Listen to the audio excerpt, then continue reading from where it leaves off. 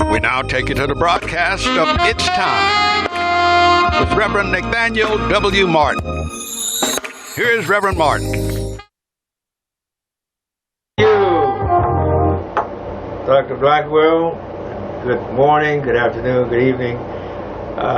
Certainly never good night, and certainly never ever goodbye. That's a personal privilege with me. My name is Reverend Nathaniel W. Martin, pastor of New Life Institutional Baptist Church here in the city of Los Angeles. Excuse me. We're located at 8916 South Main, and we are sharing the building, and we're sharing our services and having joint services with the Shiloh Missionary Christian Church, which is pastored by my good friend, Reverend Dr. Della F. Hollandus. And they always say when the Baptists and the Charismatics get together, there's always going to be a shouting in the camp. And certainly God is good to the church. That fellowship is rich, the fellowship is growing, the fellowship is vital, and the Lord is doing a work among us, and we just pray that His will be done, knowing at the same time the devil gonna always get busy.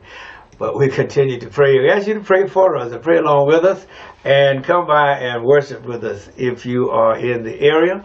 We're also up on Facebook. Don't ask me what the thing is. I'll have to get that information and pass it along and start putting it up on the broadcast. This offering that you're looking at is entitled It's Time, and it centers more around the social justice aspect, or the, as someone was saying today, justice aspect, which deals with fairness and equity in our social orderings. But one thing it cannot fail to deal with is environmental and economic justice.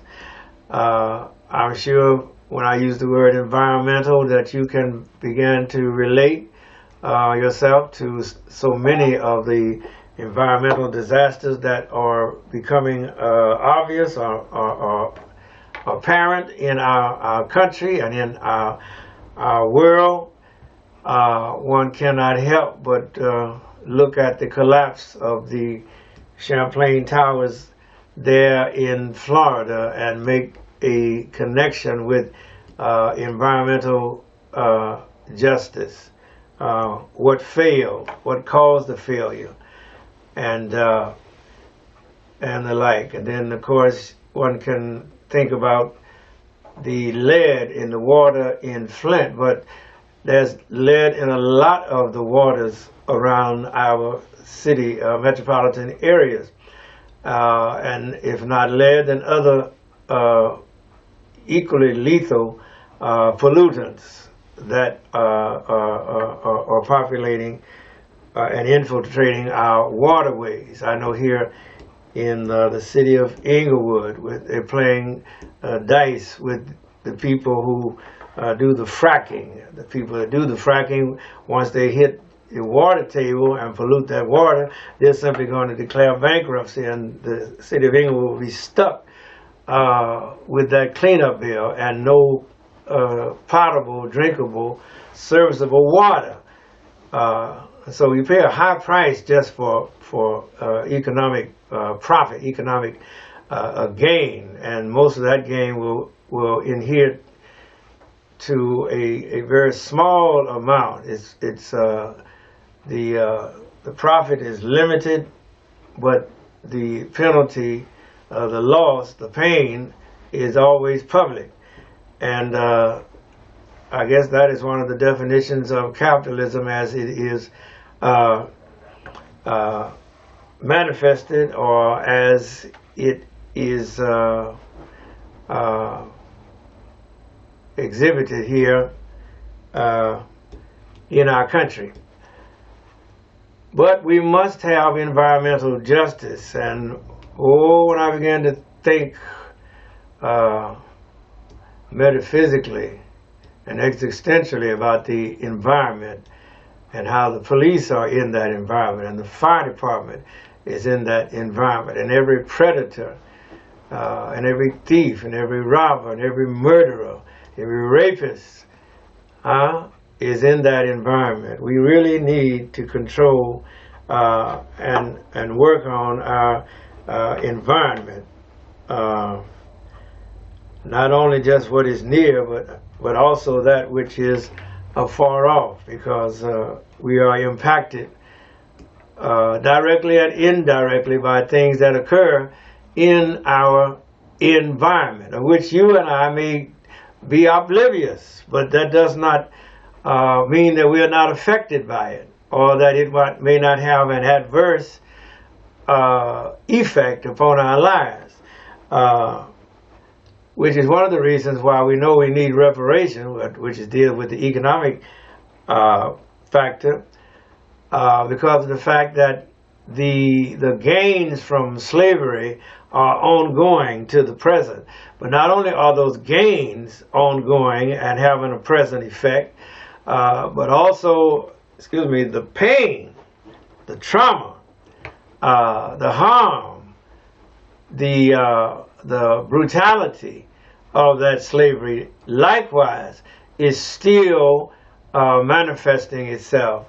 Just because the war ended in 1865, the effect of 250 years of trauma against a group or a class, if you will, of people who did not ask to be brought here from their homeland to be put in such a low caste condition, to be the dregs of society as it is, as it were. That effect is still with us to this very moment. And so there is a great need for a making of whole, as Randall Robinson said in his early book that he wrote entitled "The Debt: What America Owes to the Negro." And that's Negro with a capital N.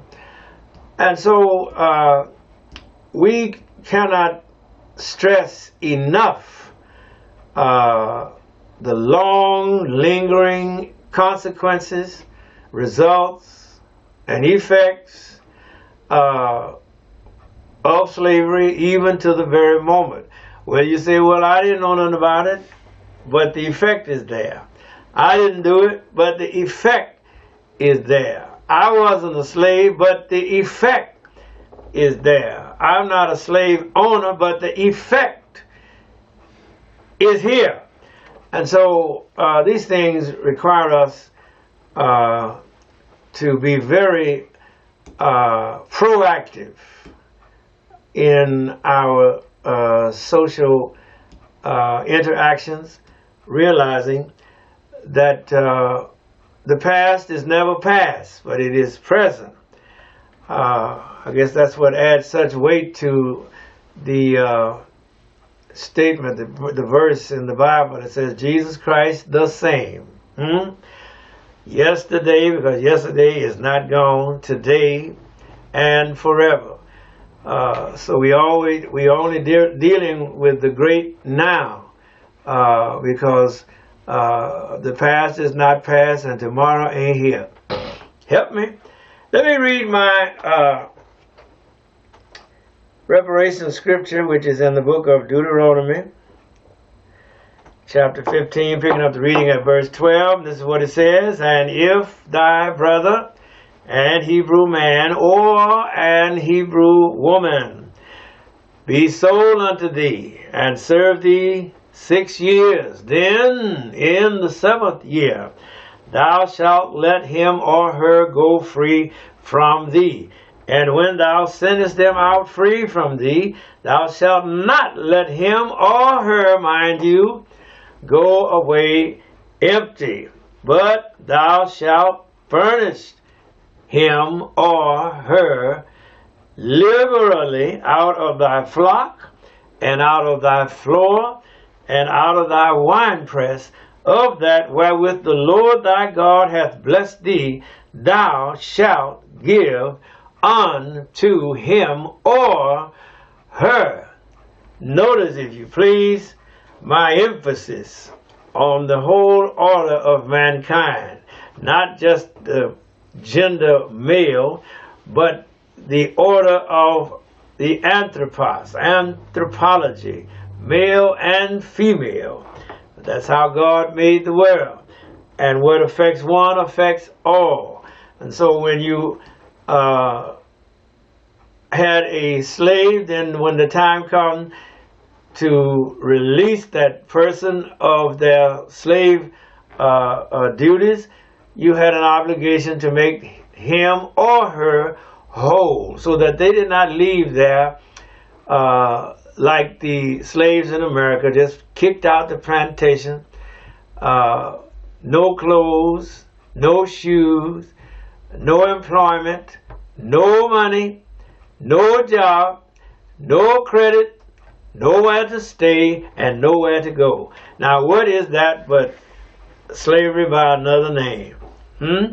People who had just walked off, been freed from slavery, had to turn around and go back into a more bitter manifestation of that slavery, and with the added fear that they would not be able to provide for themselves. Because remember that the slave master had to at least take care of the slave person, so that because he had so much invested in the male or the female slave. But of course, once they could start arresting them for loitering and or for not having a job by the 1st of January, then of course, then the society was now free to exercise even more, if you will, horrific form of slavery, because they didn't have to feed you, didn't have to clothe you, didn't have to shelter you, and they could work you literally now to death. Whereas before, there may have been some regard for the investment, that the slave owner didn't want to lose his investment too quick, and so he had to at least feed him and clothe him, or clothe the slave. But now, with convict leasing and sharecropping, then of course it was a root hog or die po situation. And as I was talking to Mr. Blackwell before we started, you see the racialization of time. Our time itself is racialized, even though time, as God gave it to us, is neutral. Works upon all of us within the same. But in this country, the people in power, the persons in position to profit, were far more adept and adroit at making time work to the disadvantage of the formerly enslaved, and even as they made it work for the advantage of those who had been the former enslavers, who were still landowners and plantation owners and heads of businesses and heads of companies and heads of government agencies and heads of the governmental departments themselves.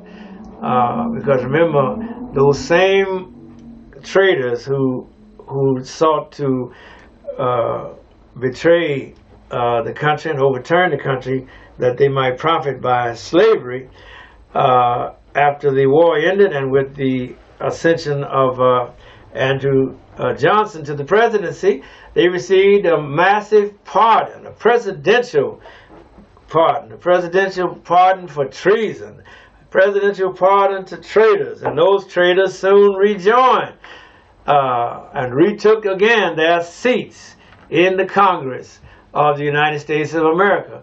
And what color were those traitors? Well, they were all white. And when they went back, were they going to look out for the newly freed slaves to make the slaves' life more amenable? No, by no means. Why, they still bore the vengeance, the vindictiveness, the hatred that they had lost the war, and they sought every opportunity to take out their quest or thirst for vengeance against the newly freed slaves. While they didn't want to see, the newly freed, the people who had formerly been enslaved, let me put it that way. And they had no compunction, as it were, about abusing or misusing or throwing a stumbling block in the pathway of the formerly enslaved. By no means. While they relished every opportunity to throw shade, and not only shade, but the other SH word as well, on the poor Negro, the colored man. Those whom we now call African American. And so it was no love feast after the end of the Civil War. If they had succeeded in the Reconstruction period, of which the best book to study the Reconstruction period is a book by W.B. Du Bois entitled Black Reconstruction. He tells us that Reconstruction was not a failure, it was a success. It was made to fail, quite naturally, just as the Freedmen's Bank was made to fail. But the formerly enslaved, those that began to be elected to political office, they started a public school, public education for all, not just for all Negro children either, but for all children in the United States of America. That came out of Reconstruction, out of the minds of the formerly enslaved persons. You don't hear me. And so the mindset to do good, to make America a great nation, the city on the hill that the founders supposedly, idealistically rather, had codified, but were too sinful and too craven and too avaricious and larcenous to make that ideal the domain or the haven of everybody. They only wanted to make it for white men only, and while they wanted to be free from England, they wanted to hold everybody they brought in from the continent of Africa in abject bondage, slavery. So you had an illicit conjoining that could not stand. Iron and clay cannot stand together. Freedom and slavery cannot live together. I know supporting going back and bothering with Abraham Lincoln, when you have all of the contradictions before you, you're preaching freedom, but you're practicing bondage, holding folks in bondage. But yet you say this nation was founded on what? Freedom. Why, it is absurd. This nation was founded on slavery, founded on hypocrisy, founded on lies. It was founded on falsehood. It was founded on sinking sand. And that is why we have the problems that we encounter today. Why some of the serial killings and mass murders and all of this type of thing are throwbacks to that slave era. They got it in their genes, in their DNA, because they used to do that to the poor enslaved people, and not just doing slavery either. But now that's, as Howard Thurman said, one of the properties of hate is that hate hates its own self. And so they began taking out that hatred not just on the black bodies, but they take that hatred out on the white bodies as well. And so a lot of the things that are coming up in the subconscious mind of these psychopaths and sociopaths had their origins in the slave trade. Amen, lights and wall. And as we talk about the racialization of time, look at poor brother Colin Kaepernick. Irony of ironies, the National Football League is in week 1 is going to play the black national anthem, but the And that is a direct result of Colin Kaepernick taking a knee way back there in 2016. What they're not doing, they're not giving Colin Kaepernick another chance at his career in pro football. They're not going to let him be a quarterback anymore. They're going to tell him that, wow, you've been sitting on the sidelines too long. He started in 2016. Here it is, 2021. Is that right? This is year number 5. And he has been inactive that long, 5 years. He hasn't been on a team. No team will hire him. No owner. None of those owners. Most of those, and all of those owners are white. Ain't no black owners out there. They don't plan to give Colin Kaepernick a chance. You know. And no black coach is giving him a chance. And that's where it stands. And every year that you are not practicing your skill and everything, that's another year that you get just that bit more dull. You're not as sharp as you were. You get rusty because you're not doing it every day. You're not doing it under the pressure and under real life circumstances, and that is what we call the racialization of time. They make time work against you. They, being the system, make time work in their favor, but against you. And every day you're getting older, huh? Every year you're getting older, and every older makes another pain, another ache. That's another year older when some injury that you got some years back, or some trauma that you got some years back, is getting ready to come up, start making itself known. That's just the way life is. That's just the way that things work out. And so the system, the ruling parties, the ruling system is fully aware of that. They know all the tricks of the trade. They know you ain't as sharp as you were at 30. As you were at 25 and the like. They know that. They're very much aware of that. That you don't have it like you had it. And so, especially in an athletic game as football, where every lick they hit you, ain't no love licks passed in professional football. You look at the football retirees, and yet the NFL is just now beginning within the last few years to acknowledge, not pay, but at least to acknowledge that the concussions, the repeated blows, repeated licks that they're getting out there on that field is going to have a long-lasting, down the road impact and effect on the life of the now soon to be retired football players. And if you don't as a football player get a chance to play all of your career because of injuries and what have you, well, that means you don't get the money that they sign you up for, because that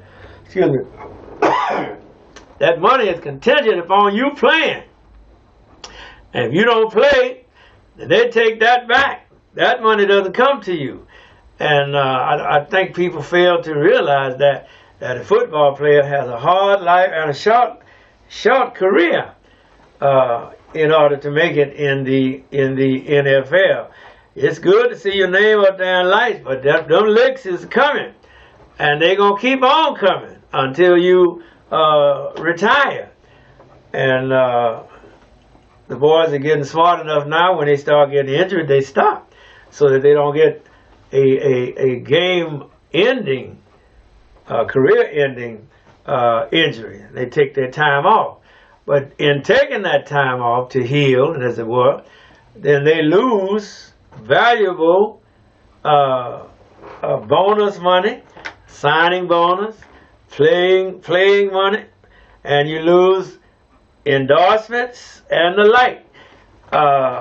Really didn't intend to get off into this sports thing, but it's such a handy example of just how the system works against the individual. Because that you see working against the football player is the same that works against you all through life. All through life, you're hampered. Social Security gives you 35 years. 35 working years. That's working years. That's if you don't get hurt during those first 35 years. And after that, you're working on the night shift. And the average one of us is not going to be a millionaire or billionaire by the time we put in 35 years of labor or work, especially if you're working on a job. You ain't going to be no millionaire or billionaire unless you are lucky enough to get that one job like Chief Bratton or Bernie Parks or some of these fellas where you work as a policeman and you become police chief, and then you get elected to the city council, and then you get work on the as a commissioner on the MTA board, and then in the case of Bratton, you get a pension coming out of New York, and you came here to Los Angeles, California, you got pension coming out of California, and you go back to New York, and you got more pension. Those jobs only go to one person. Am I right about it? And so, yeah, Bernie Parks may be pulling down $1 million a year in retirement and pension, but the average person ain't going to do that.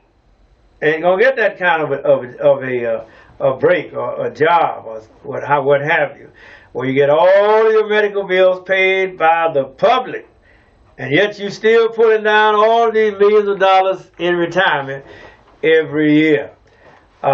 Most of us don't have a job that pays those type of benefits. Matter of fact, those type of benefits aren't even offered anymore as a result of collective bargaining, and as a result of the what was the term that they used when they went back? They being the city hall and the states in went back and redid the contract for the pensions, and so new hires don't get that type of pension, and a lot of people that retired under the old original pension system have seen their benefits cut. They talk about taking a haircut. They took more than a haircut. Somebody cut their finger off in taking away those benefits from the retirees, and that's the problem now. And anyway, as I wrap up, because my time is over, I'm getting mad too, because I see how the system has defrauded the working people in their working years. You got injury in working. You got carpal tunnel system working. You got that other word, industrial accident, working, trying to make it, trying to do the best. But now that you have got an injury, you become a liability to the company that you got hurt working for, and all you can get out of it is a workman's comp. And they don't want to hire you. They want to get rid of you, and it is so unjust, but it is so legal.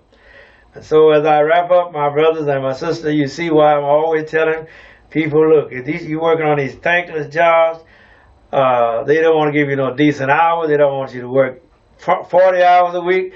And if you're working 40 hours, they don't want to pay you $15 an hour, which is barely poverty wages these days. And so, as you see how the system is lining up against you, how you're being ill-treated, ill-housed, ill-clothed, and all of that scramble for prominence and throat-cutting that goes on these jobs, making you feel like a rat going after crumbs. If those people don't want to pay you, you may as well strike on out, start working for yourself, start pooling your nickels, pooling your dimes, so you can tell that man, I got to go make a living, go where I can make it, and the like, and let those people know, And as I said in the past, 2 years ago, so I continue to say it is more vital now. If them folks don't want to pay you for working, don't work for them. Thank you, Doc. We out of here.